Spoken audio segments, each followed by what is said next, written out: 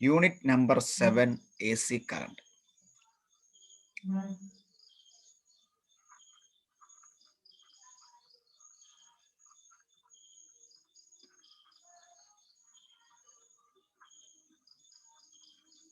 നമുക്കറിയാം AC current എന്ന് പറഞ്ഞു കഴിഞ്ഞാൽ ആൾട്ടർനേറ്റിംഗ് കറണ്ട്, അതായത് ഒരു സമയ ഡിഫറൻസിൽ അതിൻ്റെ ഫേസ് മാറിക്കൊണ്ടിരിക്കും. അതിനെയാണ് നമ്മളൊരു AC കറണ്ട് എന്ന് പറയുന്നത്. Let's consider two axes. This is x-axis, and in an x-axis we are writing time. In y-axis we can write V or I. രണ്ടും എഴുതാം. വോൾട്ടേജ് എഴുതാം ഒന്നെങ്കിൽ, അല്ലെ കറണ്ട് എഴുതാം. അപ്പം ഈക്വൽ ഇന്റർവെൽ ഓഫ് ടൈമിൽ ഇത് AC കറണ്ടിന്റെ വോൾട്ടേജ്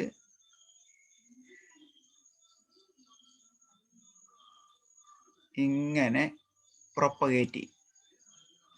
ഇതാണ് ഒരു AC വോൾട്ടേജ്. കണ്ടോ, വോൾട്ടേജ്. അപ്പം ഇവിടെ ഒരു മാക്സിമം വാല്യൂ ഈ പോയിന്റേ കിട്ടും, ഇവിടെ ഒരു മാക്സിമം വാല്യൂ കിട്ടും. അതായത് ഇതിൻ്റെ ഹൈറ്റ് എത്രയാണോ അതിനെയാണ് നമ്മൾ ആംപ്ലിറ്റ്യൂഡ് എന്ന് പറയുന്നത്. അതിൻ്റെ വാല്യൂവിനെ ഈ ചാപ്റ്ററിൽ മുഴുവൻ നമ്മൾ റെപ്രസെൻ്റ് ചെയ്യുന്നത് V0. ഇതും V0 തന്നെയാണ്, പക്ഷെ മൈനസ് ഫേസ് മാറിയല്ല, നെഗറ്റീവിലായതുകൊണ്ട് -V0 എന്ന് എഴുതും. ഇതിനെ തന്നെയാണ് ഞാൻ പറഞ്ഞത്, കറണ്ടിൻ്റെ ടൈമിൽ എഴുതണമെങ്കിൽ, ഇതിനെ കറണ്ടായിട്ട് എഴുതണമെങ്കിൽ I0 എന്ന് ഇതിനെ എഴുതാം, ഇതിനെ -I0 എന്ന് എഴുതാം. അങ്ങനെയെങ്കിൽ ഈ ആക്സിനെ I എന്ന് എഴുതാം, Y ആക്സിസ്. X ആക്സിസ് എപ്പോഴും ടൈമാണ്. അപ്പം ആംപ്ലിറ്റ്യൂഡ് V0 ആണ്. ഇനി ഞാനിന്ന് ചോദിക്കട്ടെ, ഇത് സൈൻ വേവ് ആണോ കോസ് വേവ് ആണോ? ഇത് സൈൻ വേവ് ആണോ കോസ് വേവ് ആണോ? ദീപക്കെ, ഇത് സൈൻ വേവ് ആണോ കോസ് വേവ് ആണോ? എങ്ങനെ അറിയും? ദിയ പറഞ്ഞ, ഇത് സൈൻ വേവ് ആണോ കോസ് വേവ് ആണോ? സൈൻ 0 എന്ന് പറഞ്ഞാൽ 0 അല്ലേ? ഇത് സ്റ്റാർട്ട് ചെയ്യുന്ന എവിടുന്നാണ്? 0. 90 ആയപ്പം 1 ആയി, മാക്സിമായി. 180 ആയപ്പം വീണ്ടും 0 ആയി. 270 ആയപ്പം -1 ആയി. 360 ആയപ്പോൾ 0 ആയി. So this wave is A sine wave. അത് മനസ്സിലായില്ലേ? ആംപ്ലിറ്റ്യൂഡ് V0 ആണ്, ഇതൊരു സൈൻ വേവ് ആണ്. ഇത് ഒരു വേവ് എന്ന് പറയുമ്പം ശരിക്കും അത് ഇപ്പം 0 മുതൽ 360 വരെ ഡിഗ്രിയിലുള്ള ഒരു മോഷൻ എന്ന് പറഞ്ഞാൽ ആക്ച്വലി അതൊരു സർക്കുലർ മോഷനാണ്, അല്ലേ? 0 എന്ന് പറയുന്ന ഡിഗ്രി ഇവിടെ 0 ആണെങ്കിൽ ഇത് കറങ്ങി ഇവിടെ വരുമ്പം 180 ആവും. അത് ഇവിടുന്ന് കറങ്ങി ഇവിടെ വരുമ്പം 360 ആകും. അങ്ങനെയെങ്കിൽ ഇതൊരു സർക്കുലർ മോഷൻ ആണെങ്കിൽ അതിൻ്റെ ആംഗുലാർ വെലോസിറ്റീനെ നമ്മൾ റെപ്രസെന്റ് ചെയ്യുന്ന ലെറ്റർ ആണ് omega.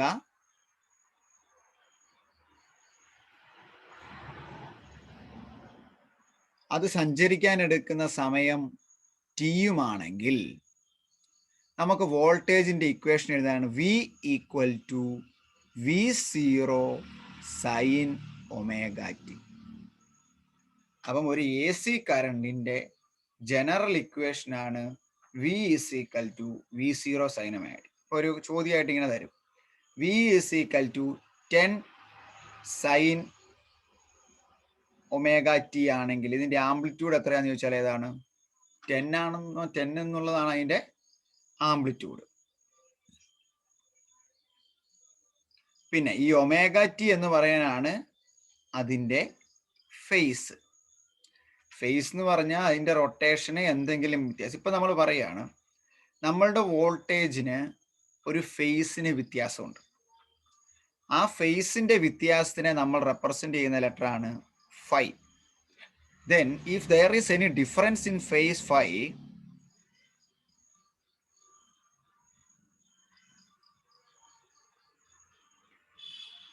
we can write it as V is equal to V0 sin omega t plus phi. ഫേസിന്റെ കൂടെ എത്രമാത്രം വ്യത്യാസമുണ്ടോ ആ ഫേസോട് ചേർക്കണം. അപ്പം this is the general formula for the equation or A C current sine wave equation of A C കറണ്ടിന്റെ വോൾട്ടേജിന്റെ general equation ആണ് V is equal to V0 sin omega t. എങ്ങനെയാണ്? if there is no change in phase, if there is any change in phase phi, then V is equal to V0 sin omega t plus phi. Same equation we can write it as in terms of current I is equal to I0 sin omega t, or there is a change in phase phi, then I is equal to I0 sin omega t plus phi. മനസ്സിലായോ നിങ്ങൾക്ക്? രണ്ട് രീതിയിൽ ഒരു A C കറണ്ടിന്റെ general formula എഴുതാം, വോൾട്ടേജിന്റെ ടേമിലും കറണ്ടിന്റെ ടേമിലും. അങ്ങനെ എഴുതുന്ന ജനറൽ ഫോർമുലയുടെ ഇക്വേഷൻ ആണ് V equal to V0 sine omega t. V എന്ന് പറഞ്ഞാൽ നെറ്റ് വോൾട്ടേജ്, V0 എന്ന് പറഞ്ഞാൽ അതിന്റെ amplitude height, sine into omega angular velocity into time. ഇനി എന്തെങ്കിലും വ്യത്യാസം ഫേസിൽ വന്നെന്ന് പറഞ്ഞാൽ അതിന്റെ അർത്ഥം ഇതാണ്, ഇതിന് പകരം ഇവിടെ തുടങ്ങുന്നതിന് പകരം വേറൊരു സ്ഥലത്ത് തുടങ്ങി, അല്ലെ ഇങ്ങോട്ട് വേവ് ഷിഫ്റ്റ് ചെയ്തു എന്നാണ് ഫേസ് മാറുക എന്ന് പറഞ്ഞാൽ അതിൻ്റെ അർത്ഥം. ഇപ്പം ഇതിന് പകരം എന്താ ഇങ്ങനെ കയറിങ് വന്നു, ഇങ്ങനെയാണ് പോകുന്നതെന്ന് നോക്കുക, അപ്പം അതിൻ്റെ ഫേസ് മാറി എന്ന് പറയും. അങ്ങനെ ഫേസിനെ മാറി അല്ലെ ആംഗിളിനുണ്ടായ വ്യത്യാസം ഫൈ ആണെങ്കിൽ നമുക്ക് എന്നാ ചെയ്യാൻ പറ്റും? V equal to V0 sine omega t plus phi എന്ന് എഴുതാം. Similar way we can write it as I equal to I0 sine omega t. If there is any change in phase, I is equal to I0 sin omega t plus phi. മനസ്സിലായോ Diya?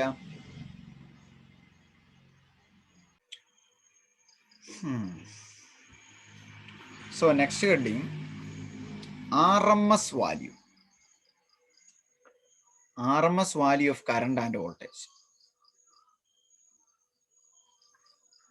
RMS value. RMS value എന്ന് പറഞ്ഞു കഴിഞ്ഞാൽ root mean square value. Mean square value. അതായത് ഇപ്പൊ കുറെ കറണ്ടുകൾ തന്നിട്ട് അതിന്റെ root mean square value കാണാൻ പറഞ്ഞാൽ അതിന്റെ സ്ക്വയറുകളെല്ലാം അവിടെ കണ്ടുപിടിച്ചിട്ട് അതെല്ലാടെ കൂട്ടി അതിന്റെ എണ്ണം കൊണ്ട് ഹരിച്ചേച്ച് മീൻ കണ്ടുപിടിച്ചേച്ച് അതിന്റെ റൂട്ട് എടുക്കണം എന്നാണ് അതിന്റെ അർത്ഥം. Root mean square value. ഞാൻ പറയാണ്, നമ്മൾ മുമ്പേ പറഞ്ഞു വിയുടെ ഇക്വേഷൻ നമുക്കറിയാം, V equal to V0 sine omega t. I is equal to I0 sine omega t ആണെങ്കിൽ വി RMS എന്ന് പറയുന്നത് V0 ബൈ √2 ആയിരിക്കും. IRMS എന്ന് പറയുന്നത് I0 ബൈ √2 ആയിരിക്കും. അങ്ങനെയെങ്കിൽ 1/√2ന്റെ വാല്യൂ അറിയാവോ? 0.707 V0, or this is equal to 0.707 I0. That is IRMS. This is VRMS. ഇത് 2010 സേയുടെ സമയത്ത് ചോദിച്ച ചോദ്യമാണ്. ചോദ്യം കേൾക്കണം. A student connect an AC source to EMF V0 sin omega t to a circuit having a capacitance C and shown in below. Option A. If the instantaneous current from AC source,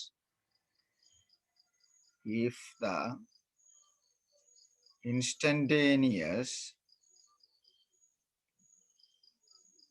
current from AC sources is 10 sin 314t. അതാണ് അവിടെ ഉപയോഗിച്ച AC സോഴ്സിന്റെ കറണ്ടിന്റെ value or ഐയുടെ value ആണ് 10 sin 314t, that much of capital N, അത്രയും ampere, comma. What is the effective current in the circuit?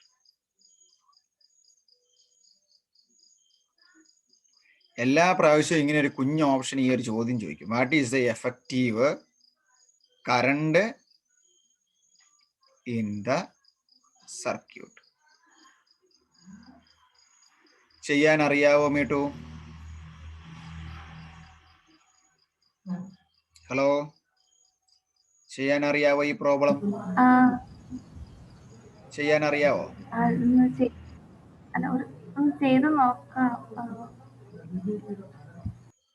ഞാൻ പറയാം, ഇത് എഫക്റ്റീവ് കറണ്ട് എന്ന് പറഞ്ഞാൽ അതിന്റെ അർത്ഥം എന്നാന്ന് ആദ്യം അറിയണം. ഇത് എഫക്റ്റീവ് കറണ്ടിന്റെ മറ്റൊരു പേരാണ് നമ്മളിവിടെ പറഞ്ഞ IRMS. അപ്പം IRMS കാണാൻ എന്നാ ചെയ്യണം? I0നെ √2 കൊണ്ട് ഹരിക്കണം, അല്ലെങ്കിൽ 0.707നെ I0 കൊണ്ട് ഗുണിക്കണം. ശരിയല്ലേ? I0 എത്രയാന്ന് പറയാൻ ഇവിടെ ഐയുടെ വാല്യൂ തന്നിട്ടുണ്ട്. I = 10 sin 314t ആണെങ്കിൽ I = I0 sin ωt ആണെങ്കിൽ I0 എത്രയായിരിക്കും? I0 എത്രയായിരിക്കും?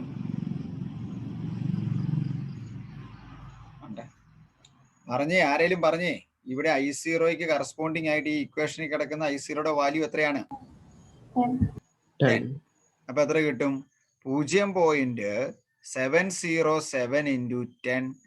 ഒരു ഡെസിമൽ ഇങ്ങ് മാറ്റിയിട്ടാൽ മതി, 7.07 ആംപിയർ.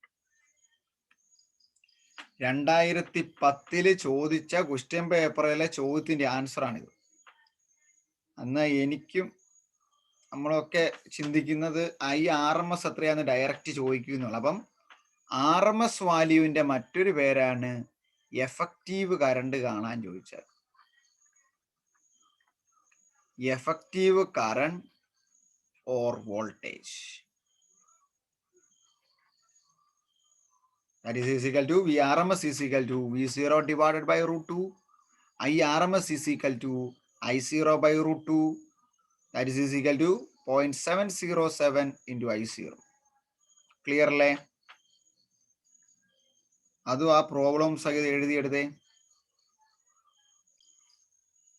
അതായത് നമ്മളിപ്പം പറയുകയാണ് നമ്മളുടെ current I = I0 sin ωt അല്ലേ, അല്ലെങ്കിൽ V = V0 sin ωt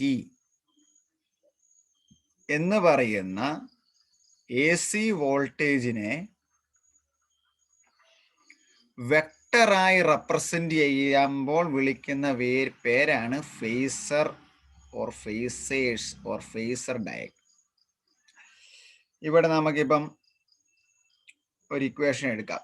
V = V0 sin ωt നമുക്ക് എഴുതണം. അപ്പൊ എന്നാ വെച്ചാല് നമുക്കൊരു X ആക്സിസ് വേണം, ഈ പറയുന്ന പോലെ ഒരു Y ആക്സിസ് വേണം. അപ്പൊ ഇതാണ് നമ്മുടെ ഒറിജിനോ. എത്രമാത്രം ഫേസ് വ്യത്യാസം ഉണ്ടായി ഇവിടെ? ωt വ്യത്യാസം. എത്ര ആംപ്ലിറ്റ്യൂഡ് ഉണ്ട്? V0. അതാണ് നമ്മുടെ V എന്ന് പറയുന്നത്. അപ്പൊ ഇവിടെ നിന്ന് നമ്മളൊരു വെക്ടർ വരയ്ക്കുകയാണ്. This is A vector from the origin which is rotating in anti-clockwise direction in such a way that This angle difference is omega t, and this point, a maximum limit of point V value, that is V0. Then we can draw a straight line joining to this point. Then this is a point V, that is equal to V0 sine omega t. മനസ്സിലായി എങ്ങനെയാ വരയ്ക്കണേന്ന്? Omega T ആണ് face വ്യത്യാസമെങ്കിൽ omega T angle വ്യത്യാസമുള്ള ഒരു vector നമ്മളുടെ X Y ആക്സിസിൽ വരയ്ക്കുക. 0, ഈ axis X, ഈ ആക്സിസ് വൈ. ഇനി a phasor diagram is a vector. It is a vector which rotate about the origin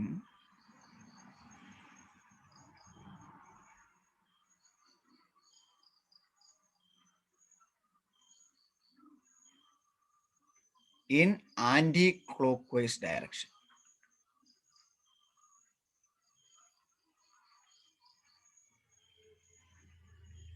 ഇത് ഇങ്ങനെ ഒരു പടം വരപ്പിച്ചതല്ലേ മീട്ടു പഠിപ്പിക്കാൻ സ്കൂളിൽ?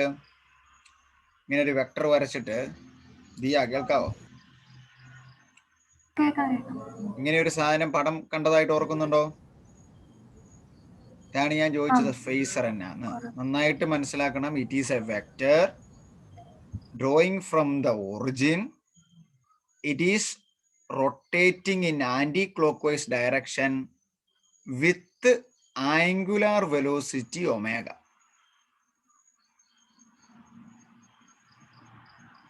അങ്ങനെയെങ്കിൽ ആ ഒമേഗ ഇൻറ്റു ടി എത്ര വാല്യൂ ആണോ ആ ആംഗിളിൽ ഒരു ലൈൻ വരയ്ക്കുക.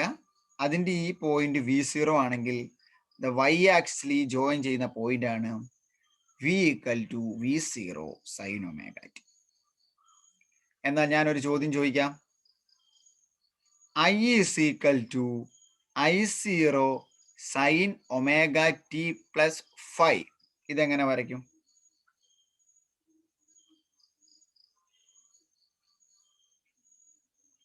ഇതെങ്ങനെ വരയ്ക്കും? ഇതേ തന്നെ ചേർത്ത് ഞാൻ വരയ്ക്കുക കേട്ടോ. ഇത് വേറെ പടമാണ്. അല്ല വേണ്ട, മാറ്റി വരച്ചേക്ക്. ഇനി നിങ്ങൾ അതും ഇതെല്ലാം ഒന്നാന്ന് നോക്കും. ഒമേഗ ടിയുടെ കൂടെ ഫൈയോടെ കൂടുതൽ വരാം അല്ലേ? അപ്പം ആദ്യം നമ്മൾ എന്നാ വെച്ചാൽ ഒമേഗ ടി ഉള്ള ഒരെണ്ണം അങ്ങ് വരയ്ക്കും. ഇവിടം വരെ ഒമേഗ ടി. ഈ വ്യത്യാസമാണ് നമ്മുടെ ഒമേഗ ടി. ഇനി എന്നാ പറയണം? അവിടുന്ന് ഫൈയോടെ കൂടുതൽ വരും. Omega t plus 5. ഈ ആംഗിൾ കുറച്ചുകൂടെ കൂടി ഇങ്ങനെ. ഈ ആംഗിളിന്റെ വാല്യൂ എത്രയാണ്? 5. അപ്പൊ ഇത് മൊത്തം എത്രയായി? ഒമേഗ ടി പ്ലസ് 5 ആയി. അങ്ങനെയെങ്കിൽ ഈ പോയിന്റ് I0യും ഇത് ഇങ്ങോട്ട് യോജിപ്പിക്കുമ്പോൾ കിട്ടുന്ന പോയിന്റ് ഐ ആണെങ്കിൽ we can write it as I equal to I0 sin omega t plus 5. ഇങ്ങനെ വരയ്ക്കുന്നതിനെയാണ് ഫേസർ ഡയഗ്രാം എന്ന് പറയുന്നത്. ഒരു AC കറണ്ട് ആണെങ്കിലും AC വോൾട്ടേജ് ആണെങ്കിലും അതിനെ നമുക്ക് ഫേസർ ഡയഗ്രാം കൊണ്ട് റെപ്രസെന്റ് ചെയ്യാം. A phasor diagram is a vector representation of AC current and voltage in an XY axis with respect to the origin. The vector which rotating in anti-clockwise direction with angular velocity omega. അപ്പൊ ഇത് ചുമ്മാ ഇങ്ങ് വരച്ചാൽ ഈ point ഇങ്ങ് യോജിപ്പിച്ചാൽ ഈ point കിട്ടുന്ന value എത്രയായിരിക്കും? ഇവിടെ ഒമേഗ ടി വരെ ഉള്ളൂ. ഇപ്പൊ ഇത് I0 ആണെങ്കിൽ ഇതെന്ന് പറയണത് I0 സൈൻ ഒമേഗ ടി ആയിരിക്കും.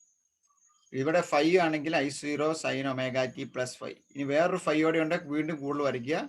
I0 sine omega t plus 5 plus എത്രയാണോ അത്രയും കൂട്ടി കൂട്ടി കൂട്ടി വരച്ചു പോവാം. ഇത് ഇവിടെ കൃത്യം മുകളിലോട്ട് വരയ്ക്കുമ്പോൾ അത്രയായിരിക്കും? സൈൻ ഒമേഗ ടി പ്ലസ് 90 ആവും അല്ലെ? ഇത്രയും കറങ്ങി വരുമ്പോൾ 90 ആവും. അങ്ങനെ വെക്ടർ രീതിയിൽ നമ്മളൊരു കറണ്ടിനെ അല്ലെ വോൾട്ടേജിനെ റെപ്രസെന്റ് ചെയ്യും. ഇവിടെ ഒരു ആരോ ഹെഡ് വേണം. റെപ്രസെന്റ് ചെയ്യുന്നതിനെയാണ് നമ്മൾ ഫേസർ ഡയഗ്രാം എന്ന് വിളിക്കുന്നത്. മനസ്സിലായോ? മനസ്സിലായോന്ന്? വളരെ എളുപ്പമല്ലേ, ഓർത്തിരിക്കാൻ പറ്റൂലോ.